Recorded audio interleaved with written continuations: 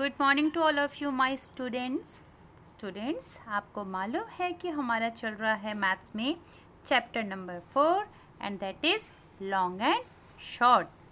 And I'm sure today you all will be very happy because you are watching something interesting in this picture, right?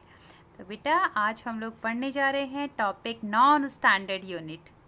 चलिए, अभी तो शायद आपको word से समझ में ना आए कि नॉन स्टैंडर्ड यूनिट क्या है. तो चलिए इसको एक्सप्लेन करने के लिए देखिए एक्टिविटी है यहाँ पे मैं आपके सामने कराने जा रही हूँ. अब आप लोग तो प्रेजेंट हो नहीं, है ना, तो आप लोगों से बिल्कुल फेस टू फेस में एक्टिविटी करा देती है.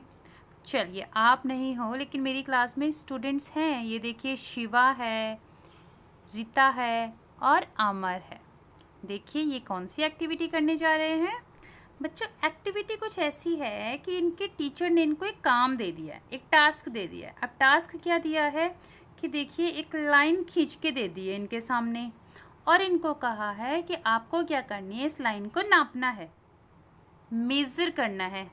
कैसे मेज़र करेंगे? तो तीनों के तीनों देखिए कितने स्मार्टली तरीके से तीनों के तीनों अपने माइंड में सोच रहे हैं कि इसको कैसे करना है, कैसे नापना है ना. तो सबसे पहले जो है वो उछल के आता है शिवा, मैं नापता हूँ. अरे रीता और अमर ने कहा हमारे पास तो स्केल ही नहीं है, बड़े भैया दीदी लोग तो स्केल से नापते हैं, हमें तो आता ही नहीं है. तो शिवा ने कहा कोई बात नहीं, हमारे पास शार्पनर तो है, तो चलिए मैं तो शार्पनर से नापता हूँ. तो देखिए शिवा ने किस तरह से नापना शुरू कर दिया. शिवा ने क्या किया, इस तरह से जहाँ से लाइन स्टार्ट हो रही थी, यहाँ से स्टार्ट हो रही थी, तो शिवा ने इस शार्पनर को इस तरीके से यहाँ पे लगा दिया. ये देखिए यहाँ पे ऐसे लगाया. उसके बाद इसने क्या किया, जहाँ पे इसका एंड हो रहा था वहाँ पे ऐसे मार्क कर दिया. फिर उसके बाद इसको उठाया, फिर जहाँ पे एंड हुआ था शार्पनर को वहाँ से लगा दिया. फिर उसके बाद यहाँ पे मार्क कर दिया, अगेन उठा के एडजस्ट कर दिया, फिर यहाँ पे मार्क कर दिया. देख रहे हैं आप लोग शिवा की स्मार्टनेस, और यहाँ से मार्क कर दिया. तो शिवा ने फिर कहा देखिए एक शार्पनर, ये दिस वन 1 2 3 एंड 4, ऑलमोस्ट 4, इसे हम लोग क्या कहेंगे, ऑलमोस्ट 4. तो शिवा ने अपना आंसर बता दिया. शिवा ने कहा जैसे टीचर आएगी उनको मैं क्या बता दूंगा, ऑलमोस्ट मतलब लगभग. मेरे ये इसकी लेंथ कितनी है, इसकी लेंथ है 4 शार्पनर के बराबर. और उसके बाद शिवा हो गया खुश. तो रीता भी उछल के आ गई, मैं भी बता दूंगी, मेरे पास पेंसिल है. अब देखिए रीता के पास कितनी स्मॉल सी पेंसिल बच गई थी, है ना. शार्प करते करते रीता ने पेंसिल से नापना देखिए कैसे शुरू किया. रीता ने इस तरह से जहाँ से स्टार्ट हुआ था पेंसिल की बिल्कुल स्टार्टिंग कर दी उसने लाइन के आगे. रीता ने लगाया मार्क जहाँ पे पेंसिल ख़त्म हुई ऐसे, फिर उठा के लगा दिया मार्क ऐसे, और ये हो गया ऐसे. तो इस समय रीता की ने कितनी काउंट की पेंसिल, 1 और 2. तो रीता का क्या आंसर आया, रीता का आंसर आया ऑलमोस्ट 2, ऑलमोस्ट 2 पेंसिल. यानी कि उसका थोड़ा सा पेंसिल से कम था, शिवा का 4 शार्पनर से थोड़ा सा ज़्यादा था. अब अमर सोचता है मैं क्या करूं. ये देखिए अब अमर सोचता है मैं क्या करूं. अमर कहता है मेरे पास कुछ नहीं है, चलो एक काम करता हूँ मैं भी पेंसिल से नाप लेता हूँ. अमर के पास थी ये पेंसिल, बड़ी पेंसिल थी. अमर ने नापा इस तरीके से, जहाँ से स्टार्ट हुई है वहाँ पे रखा और देखा अरे मेरी तो पेंसिल ये ऐसे भी रख सकता है अमर और ऐसे भी रख सकता है ना. तो अमर ने ऐसे नाप के देखा, अमर ने कहा अरे मेरी तो एक भी पेंसिल फिट नहीं हो पाई, एक पेंसिल से थोड़ा सा कम, एक पेंसिल से थोड़ा सा कम. लेकिन अमर ने नोट तो किया है उसको. अमर ने लिखा ऑलमोस्ट 1 पेंसिल. लेकिन मैं टीचर को ज़रूर बताऊंगा कि रीता की पेंसिल थोड़ा सा ज़्यादा थी या कम थी, थोड़ा सा कम थी, मेरी पेंसिल थोड़ा सा ज़्यादा थी, और शिवा का शार्पनर भी थोड़ा सा ज़्यादा था. तो मैं इनको ये बातें बता दूंगा, ठीक है. तो कहने का मतलब ये. अब उसके बाद आते हैं उनके टीचर. अब टीचर के आने के बाद तीनों अपना पॉइंट्स लेके जाते हैं। तो शिवा सबसे पहले कहता है मेरा 4 शार्पनर से थोड़ा सा ज़्यादा आया। रीता कहती है मैम इस लाइन की जो लेंथ है वो लगभग 2 पेंसिल, मेरी 2 पेंसिल से थोड़ा सा कम है। और अमर कहता है बट मैम मेरा भी 1 पेंसिल से थोड़ा सा ज़्यादा है, लेकिन ऐसे कैसे हो गया। और उसके बाद रीता और अमर की फाइट होने लग जाती है। अब आप सोचिए स्टूडेंट कि क्या इन दोनों का फाइट करना सही है। दोनों फाइट कर रहे हैं कि मेरा सही है और मेरा सही है। आप सोचिए क्या दोनों गलत थे? बिल्कुल नहीं, दोनों बिल्कुल सही थे अपनी अपनी जगह। अमर ने भी पेंसिल यूज़ की थी और रीता ने भी पेंसिल यूज़ की थी। और शिवा का तो पॉइंट ही अलग था, वो उसने तो शार्पनर यूज़ किया था। फाइट तो वो भी करने लग गया कि नहीं मेरा ये पेंसिल लंबी लग रही है तो इसका मतलब 4 शार्पनर के बराबर तो होगी 4, क्योंकि बड़ा नंबर है। तो देखा जाए तो तीनों बच्चों में से कोई भी गलत नहीं है। इसका रीज़न क्या था?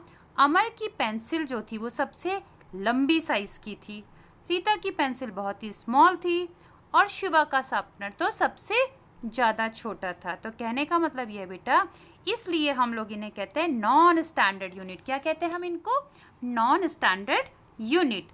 कहने का मतलब है नॉन स्टैंडर्ड यूनिट किसी भी लेंथ को नापने के लिए वो यूनिट होती हैं जिसमें जो आंसर आता है वो बिल्कुल भी एक्यूरेट नहीं रहता है, बिल्कुल भी सेम नहीं रहता है। तो हम लोग कहते हैं नॉट सेम, ये सेम नहीं रहता है। नॉन स्टैंडर्ड यूनिट आप बिल्कुल भी सेम नहीं होती है। वो किस किस पे डिपेंड करती है? वो डिपेंड करती है आपने कौन सा ऑब्जेक्ट यूज़ किया था। पहला पॉइंट, एक ने शार्पनर, एक ने छोटी पेंसिल और एक ने बिग पेंसिल। दूसरी बात इसमें आ जाती है कि उनका साइज़ कैसा था और शेप कैसी थी। इन चीज़ों में भी वो डिपेंड करता है। गलत कोई भी नहीं है। छोटा ऑब्जेक्ट होगा, स्मॉल ऑब्जेक्ट होगा तो वो ज़्यादा यूज़ होगा, 4 टाइम्स रिपीट हुआ। छोटी पेंसिल थी 2 टाइम्स रिपीट हुई और बिग पेंसिल थी तो ओनली 1 टाइम रिपीट हुई। These are called non-standard unit. I hope students आपको समझ में आ गया होगा कि नॉन स्टैंडर्ड यूनिट क्या होती है। नॉन स्टैंडर्ड यूनिट आप कोई भी ले सकते हो, लेकिन आप ध्यान रखिएगा एक्यूरेसी किसी में भी एक जैसी नहीं आएगी। तो देखिए बेटा, कहने का मतलब है आप लोग पेंसिल का यूज़ कर सकते हो, है ना, आप इरेज़र का यूज़ कर सकते हो, आपके पास जो भी अवेलेबल है, it depends on the circumstances. Sharpener है आपके पास नापने के लिए, आपके पास मम्मी की पेन पड़ी हुई है, आपके पास कोई बॉक्स इस तरह से रखा हुआ है मेडिसिन का, आप इससे भी नाप सकते हो। आपके पास रस्सी है, आप रस्सी से भी नाप सकते हो। कहने का मतलब है जो कुछ भी आपके पास अकॉर्डिंग टू सर्कमस्टांसेस, जैसी भी परिस्थिति में आपके पास जो कुछ पड़ा है आप उन सब से नाप सकते हो। इनके अलावा कुछ और चीज़ें होती हैं बेटा, और वो होती हैं आपके पास आपके अपने बॉडी पार्ट्स, जिसकी आप हेल्प से, अगर आपके पास ये सामान कुछ भी अवेलेबल नहीं है तो आपके पास आपके अपने बॉडी पार्ट्स होते हैं जिनकी हेल्प से आप नाप सकते हो। तो बॉडी पार्ट्स में देखिए सबसे पहले मैंने क्या लिखा हुआ है, ये सब तो मैंने आपको बता दिया है। बॉटल, पेंसिल, पेंसिल बॉक्स, है ना, आप सब से नाप सकते हो।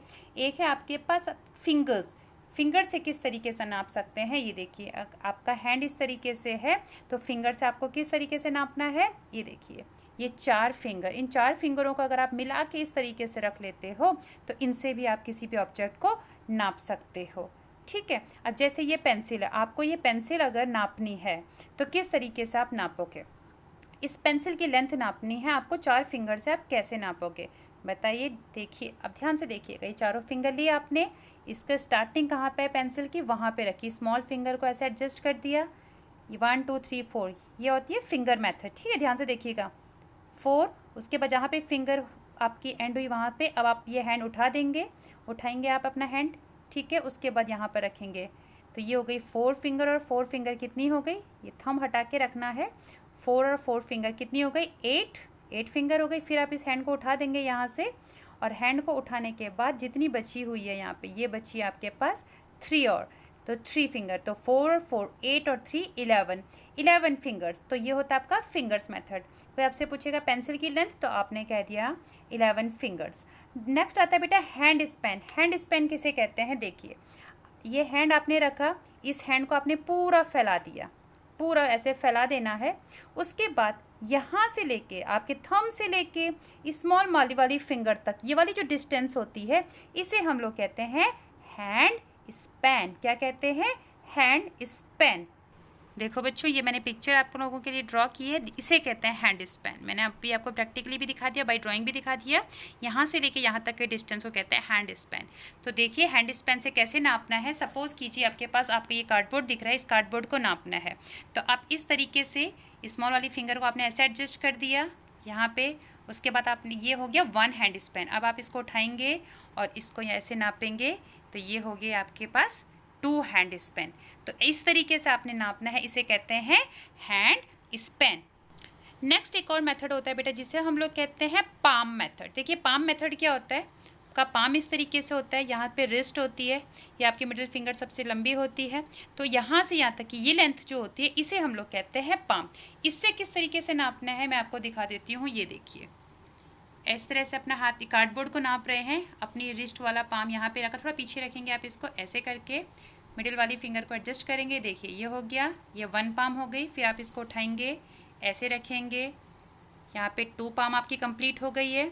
फिर आप इसको और उठाएंगे, दोबारा से उठाएंगे और फिर यहाँ पे लगाएंगे। देखिए ये हो गया 2 एंड हाफ। इसे कहते हैं 2 एंड हाफ। पूरा 3 वाला पाम कंप्लीट नहीं आ पाया, तो आई थिंक आपको ये भी समझ में आ गया होगा। नेक्स्ट आता है आपके पास क्यूबिट, जिसे हम लोग कहते हैं, ये आपको दिख रहा होगा, एक हैंड मैंने आप लोगों के लिए ड्रॉ किया हुआ है। इसे कहते हैं हम लोग कोहनी, इंग्लिश में एल्बो। कोहनी से लेके आपकी हैंड में जो मिडिल फिंगर होती है सबसे लंबी वाली, यहाँ तक ये जो डिस्टेंस होती है ये पूरा का पूरा इसे कहते हैं हम लोग क्यूबिट। देखिए मैंने आपके लिए प्रैक्टिकली भी दिखा दिया है। देखिए ये होता है आपका क्यूबिट। क्यूबिट कहाँ से स्टार्ट हो जाता है आपकी, ये एल्बो है आपकी, एल्बो से स्टार्ट होकर और ये जाता है आपकी हैंड्स में जो फिंगर है इस वाली फिंगर तक, सबसे लंबी होती है। तो ये पूरा का पूरा जो होता है ये होता है आपका क्यूबिट।